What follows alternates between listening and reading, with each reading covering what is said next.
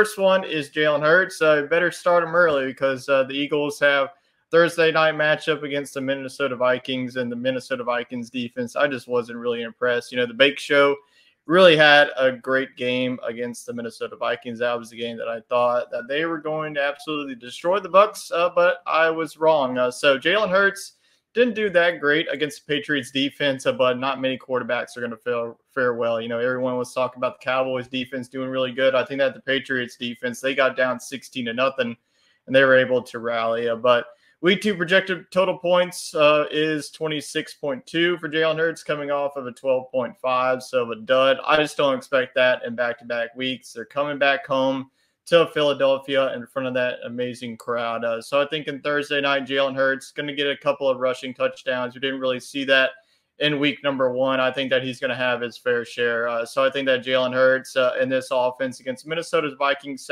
secondary that I think that he's going to go after. I think you got to start Jalen Hurts against a Minnesota defense that has been concerning for the past couple of weeks, dating back to last season. All right, let's go on to the running back start of the week, and that is going to be Aaron Jones.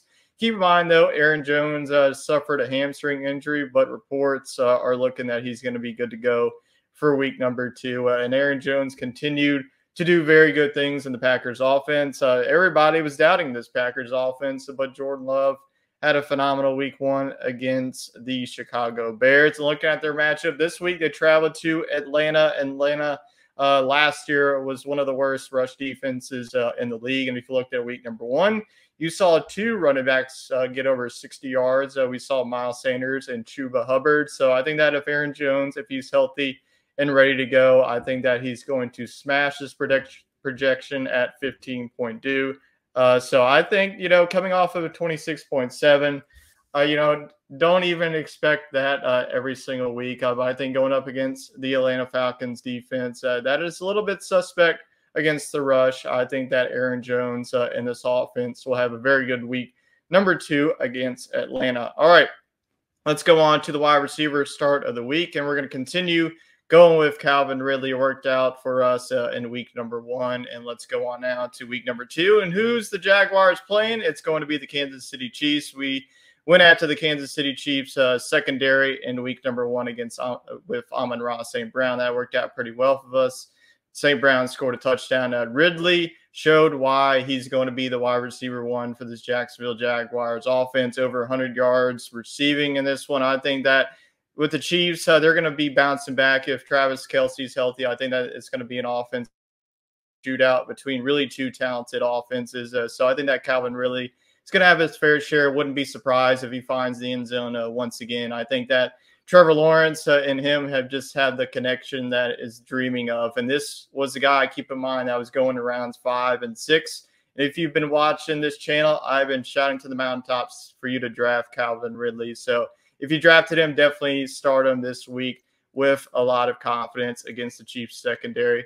That was a little bit tested against the Detroit Lions offense. They were able to succeed. I expect the Jaguars to do the same with Ridley. All right, let's get into the negatives now with the sits of the week. The first sit is Kirk Cousins.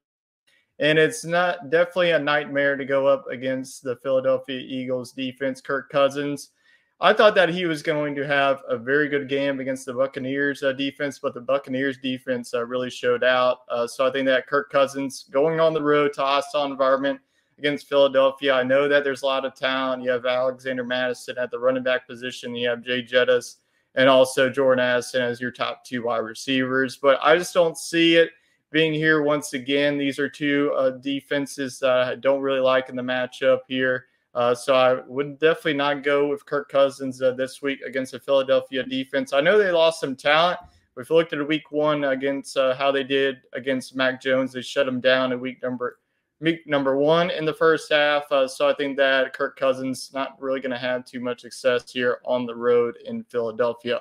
The running back sit of the week is Cam Akers. I don't know why people try to keep telling me that this man is going to be a fantasy league winner. He's just not.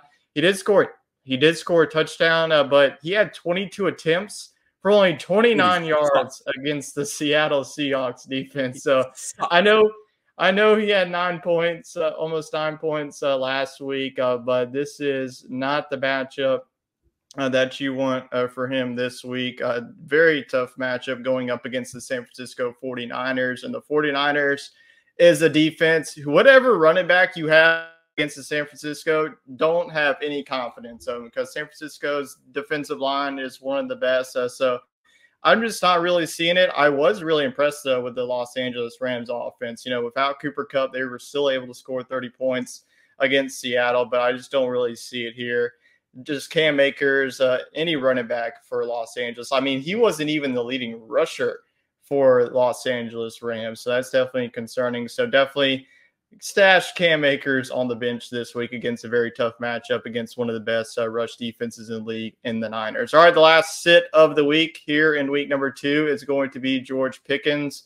And the Steelers just keep having some tough matchups here in week number 2. In week number 1, they faced off against the San Francisco 49ers. In week 2, they get the Cleveland Browns at home. And if you watch what the Cleveland Browns did against Joe Burrow and that offense, that definitely worries you. But once again, the Steelers will be at home. George Pickens, 8.6 points, 5 receptions, 36 yards. This is not the stat line that we were hoping for to see. Some people had him as the wide receiver 1 for the Pittsburgh Steelers, but this Steelers offense just is off to a rough start. I know these are going to be 2 tough defenses to start, so it's all about matchups. So when we're looking at the start and the sit-em and going up against a Browns defense that really bogged down one of the best offenses in the AFC, I'm just not riding with George Pickens. So that's my starts and sits of week number 2.